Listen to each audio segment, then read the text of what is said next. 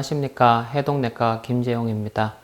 오늘은 환자분들이 흔히 호소하는 손발 저림 또는 차가운 느낌에 대해서 이야기하도록 하겠습니다. 손발 저림 또는 찬 느낌을 호소하시면서 환자분들이 흔히 혈액순환이 잘 되지 않는다고 이야기하며 혈액순환제를 돌라고 이야기하는 경우가 많은데 이는 잘못된 이야기입니다. 손발이 찬 느낌을 유발할 수 있는 질환은 크게 두 가지가 있습니다. 혈관 쪽에 문제가 생기는 질환과 말초신경염 두 가지가 크게 있다고 보시면 됩니다. 혈관 쪽의 문제는 크게 이제 두 가지로 다시 나눌 수 있는데, 혈관이 과도하게 수축하여 말단으로 피가 통하지 않는 질환과 혈관 자체가 막혀서 생기는 질환 두 가지로 나눌 수가 있습니다. 혈관이 과도하게 수축되는 현상을 레이노 현상이라고 합니다. 옆에 사진과 같이 차온대 손이 노출될 경우에 손 색깔이 파랗게 또는 하얗게 바뀌게 됩니다. 또한 환자가 느끼는 증상은 화상을 입은 듯한 뜨거운 느낌 또는 칼로 베인 듯한 느낌들을 보통 호소하게 되며, 따뜻한 게 더 들어오게 되면 다시 이러한 현상들은 좋아지게 됩니다. 이러한 현상들이 과도할 경우에는 손에 궤양이 생겨서 그걸로 인해서 말단에 손상을 받는 경우도 있고, 필요에 따라서는 이러한 경우에는 혈관 확장제를 쓰는 것이 바람직합니다. 레이노 현상을 유발하는 질환들은 다양하게 있습니다. 자가 면역 질환이라든지 또는 혈관염 또는 신경계통의 문제 때문에 생길 수 있고, 환자분이 보시기에 손 색깔이 이렇게 바뀌는 경우가 있으면 병원에 가서 검사하시는 것이 좋을 걸로 생각됩니다. 혈관이 막힌 대표적인 질환은 동맥경화증입니다. 그래서 다리 쪽으로 예를 들어서 혈관이 막혔다고 볼 때는 다리를 만졌을 때 다리가 되게 찹니다. 또는 근육이 위축되어 있고 또는 털이 없는 걸로 되어 있습니다. 또는 다리 쪽에 혈관을 맞추면 거의 뛰지 않는 걸로 느껴지는 것들이 있을 수 있습니다.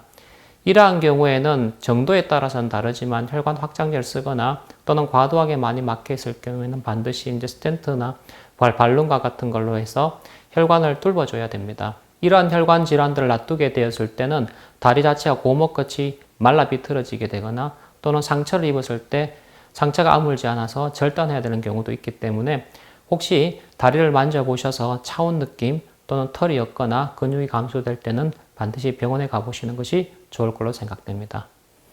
혈관 질환 이외에도 신경계통에 문제가 생기면 다리가 차다 또는 저리다고 느낄 수 있습니다. 그래서 이제 이러한 것들을 말초신경염이라고 이야기를 하게 됩니다. 말초신경염을 유발하는 질환들은 다양합니다. 또는 똑같은 질환이라 하더라도 다양한 말초신경염을 유발할 수가 있습니다.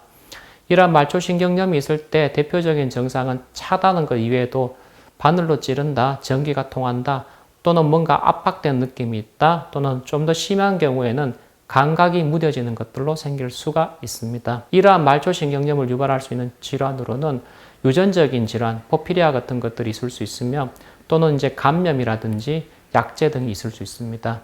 이런 대표적인 약제로는 우리가 흔히 먹는 결핵약들이 있을 수가 있고요. 그리고 그 이외에도 이제 여러 가지 이제 질환들이 이러한 말초신경염을 유발합니다.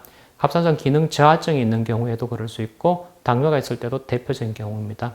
또한 비타민이라든지 E라든지 B와 같은 것들이 부족해도 생길 수가 있어서, 혹시 손발 감각 자체가 이상한 느낌이 있거나 감각이 떨어져 있을 때는 병원에 방문하시는 것이 좋을 걸로 생각됩니다.